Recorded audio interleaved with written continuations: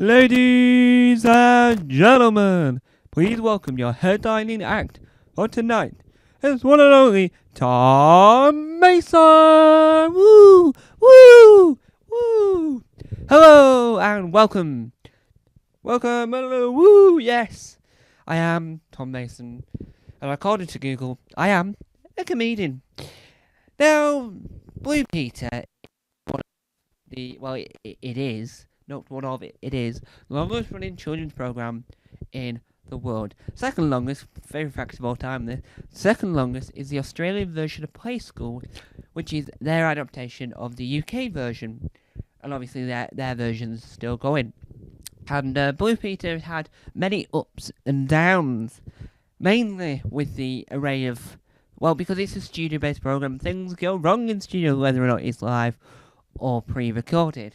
Now, the very first error that is always featured on one of those Channel 5 programmes, when live TV goes wrong, when TV goes horribly wrong, what's this moment on Blue Peter where Leslie Judd falls over, watch when John Noakes climbs the mountain, and then forgets to wear his harness. Oh, it's always on one of those. And this particular one is the most famous one in the world, but really, logistically, who was thinking it was a good idea? So picture this, right? Britain, black and white TV, 60s. What could go wrong? Well, it turned out many things. So what happens is, in the production office, they're having a conversation. This is roughly what I assume happened. Right, so we've got to do an item to talk about British elephants. Not really elephants from Britain, but elephants that live in Britain. Right? Zoo elephants. Elephants in general. We've got an elephant expert who is our elephant handler, who's very itchy. Elephant handler. Do apologise. Elephant handler. Now, what do we do? Go on. Any ideas? Going once, going twice. So, we bring the elephant into studio, alright? So then we go to the studio day. Kew elephant! Come on! What's she called? Lulu! What? No, not the singer Lulu. The elephant's called Lulu. It's not a puppet on a string. Oh, and it's not singing boom, bang, bang, boom. No, we're not making any Eurovision references. No. This is Blue Peter, not Eurovision. So, you get it. You get to that moment, right? And it's the most energetic moment you can ever think of. The elephant's there.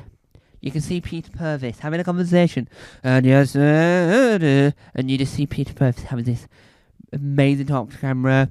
The elephant's there. The elephant's like, I'm scared. I'm on live TV. This is my impression of the elephant. I'm on TV.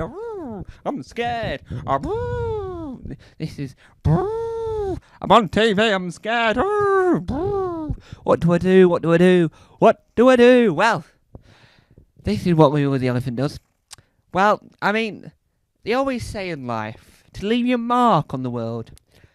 And Lulu left her mark on the Blue Peter studio in the 60s by plopping everywhere. Oh, with that, whoa, Lulu. And Lulu, bless her cotton socks, is very scared at that point. Moves forward while still pooing. Might I add, there's poo dripping as she's walking. He's like, come on, mate. Do the locomotion. Come on. Do the locomotion, move it out. And it's like, oh no. To be fair, what they didn't show, and this is probably what inspired the Alan Partridge knowing me knowing you bit, where the elephant poos and someone has to then come up and clean it after he's yelled at them several times. Probably wasn't inspired by that. That probably inspired that thing, but no one came up and went, right, come on. Clean up time, chop. I said, it's clean up time, chop. And then someone comes in with a massive shake going, oh, that stinks. That really does stink. What do I do? So then they think, right, well, we've learned from that mistake. Let's control it next time.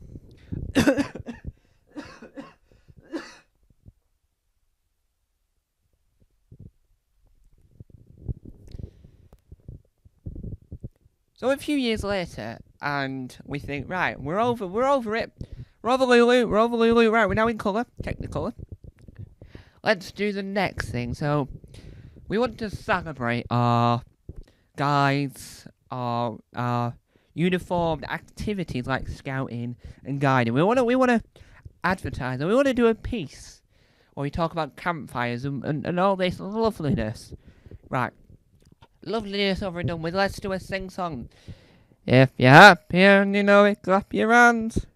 If you're happy, and they're all singing along, and the presenters are miming. Because you can't really hear them singing, you can hear the kids singing.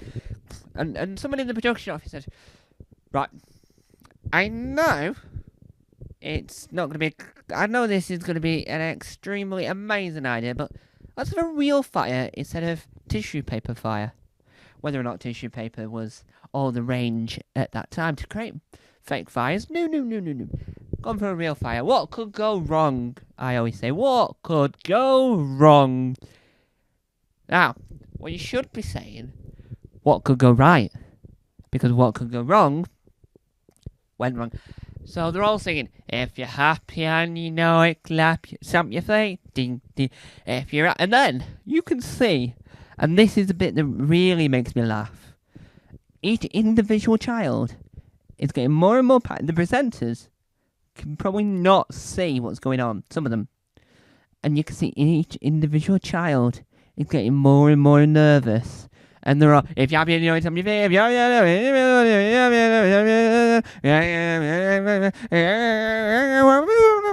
they're trying to go through the song really quickly.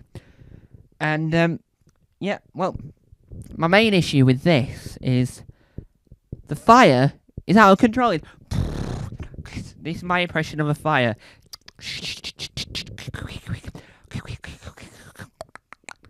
Fire, fire, fire, fire. And so it's like, whoa. Put out that fire. You know, you can also say, if you're happy and you know,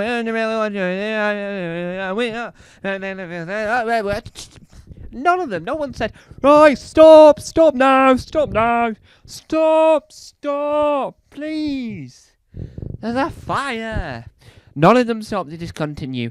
And as the saying goes, the show must go on. That's what I ever say whenever a time there's an error with a video. I always go, and the show must go on. Yes, go on. The show must go on. And it's like none of them seem to be phased. This fire's getting out of control. But then you leave it a couple more years. Yeah. Decades. You get to the year, I'm going to roughly say 2025. But it could be 2024.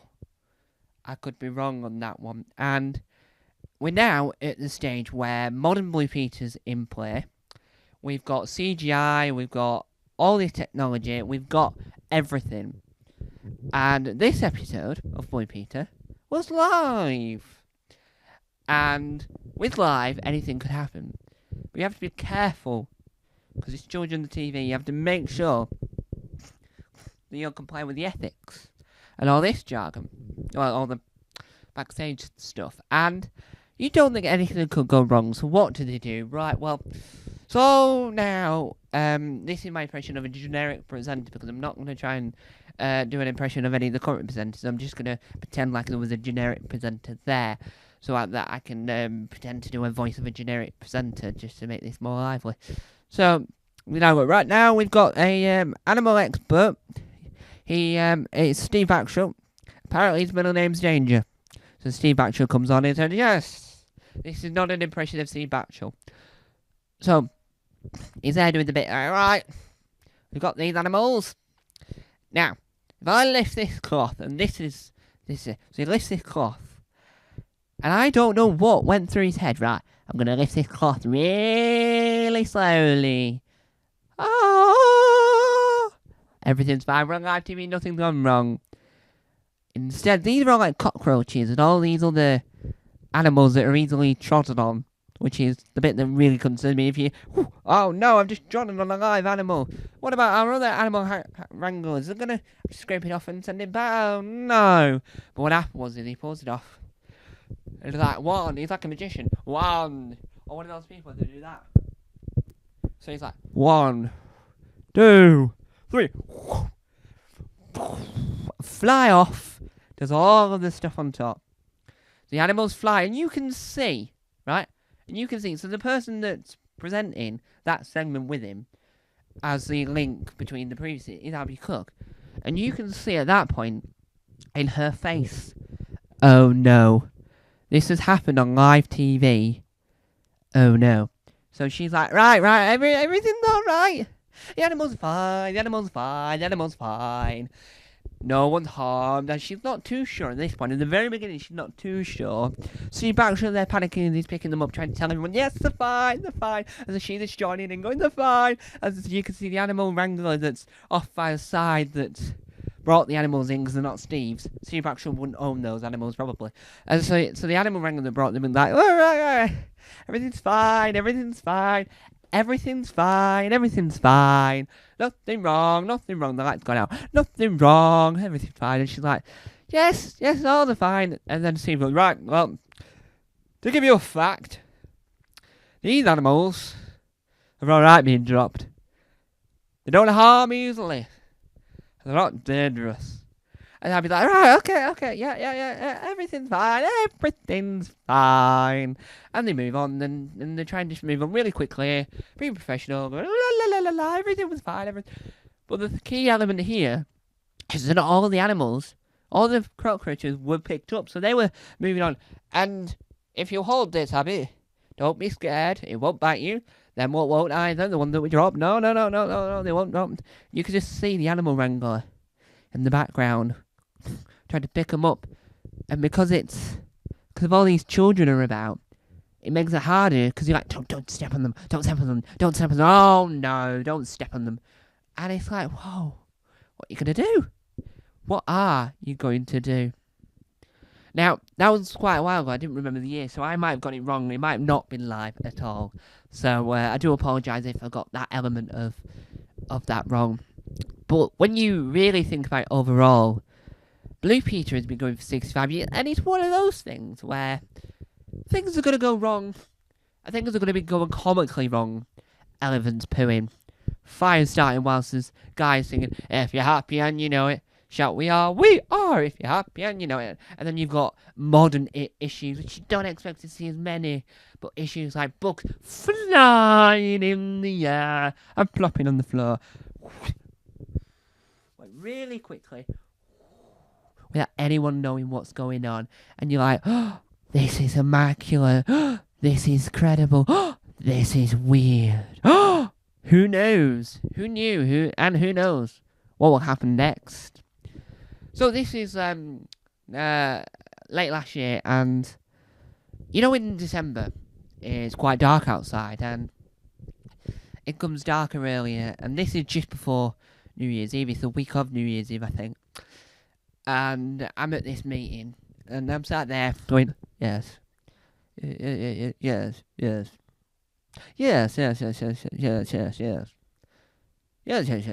And then one of them says, do you want a lift back to my house? And I go, oh, yes, please.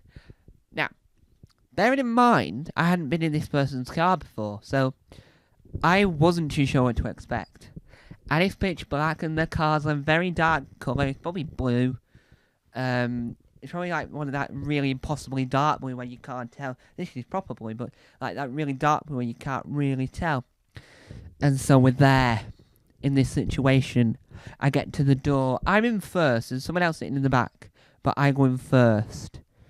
Now I can't see. So first of all, I've missed the element of a step. Right? I missed the element of the step. So, let me move the wire out my way. So I miss the element of the step. And so I step on it, and I miss the element of it. I was like, whew, I can't see that step now. So I try and sit in, and obviously when you try and get in, your first instinct, if you're first one in to go into the back, is going furthest of the seats, right? That's your instinct.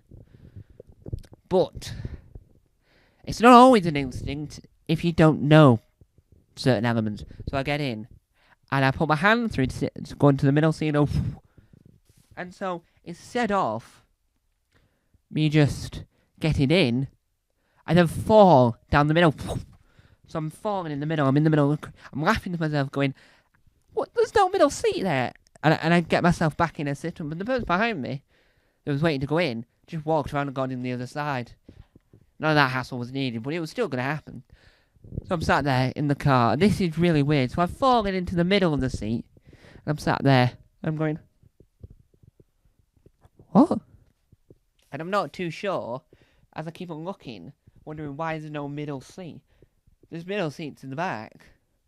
Because it's one of those bigger cars, so there's 2 seats front, 2 seats in the middle, and 3 seats in the back. But I didn't know that. So I'm like, where's the middle? Where on earth is the middle? That light stood on. Do apologise. Where is the middle? Where on earth is the middle? And I'm sat there the whole journey going, where on earth is the middle? Not saying it to anyone, saying it to myself.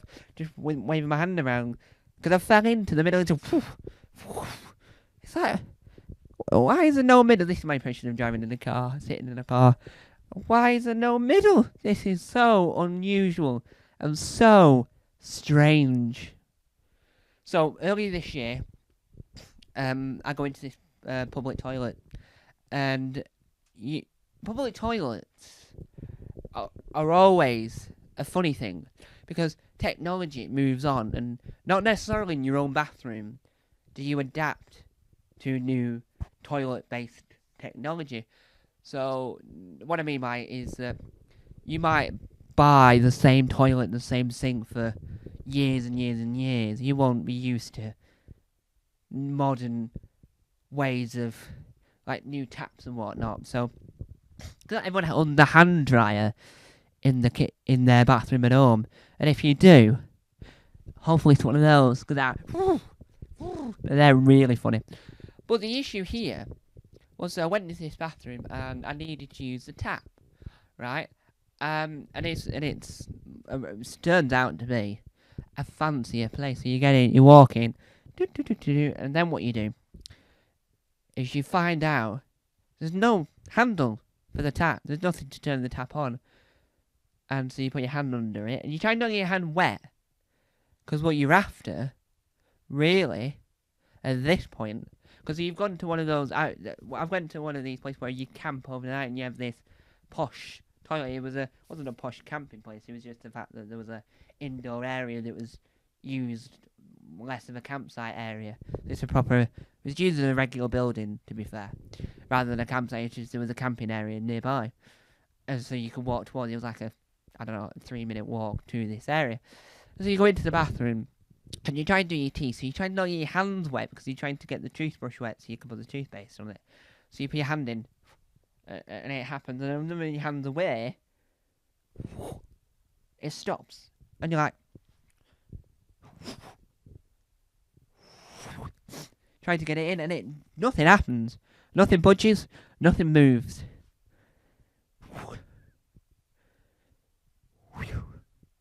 And you still try and do it, and then you get the toothbrush and go, nothing happens, because it's not responsive to other objects that isn't the hand. Then you put your hand back in, and again, nothing happens. So now you're like, wafting your hand about, going, and now you're trying to be an avatar. I am one with the water. Whoosh! I am away with the water. Whoosh! I am the water. Whoosh! And nothing happens. You're going, come on! And you're there for 20 minutes, still trying to do it. And someone goes, you're alright there? You've been in there quite a while. Yes, I'm just trying to be like a fruit ninja. You know, the fruit ninja game, you know, where you go, woof, woof, woof, woof, like that, but with this tap. I'm trying to turn it on. And it's a nightmare. How do you know if one of those taps are cold or warm? You'll never know. Thank you guys for listening. Bye!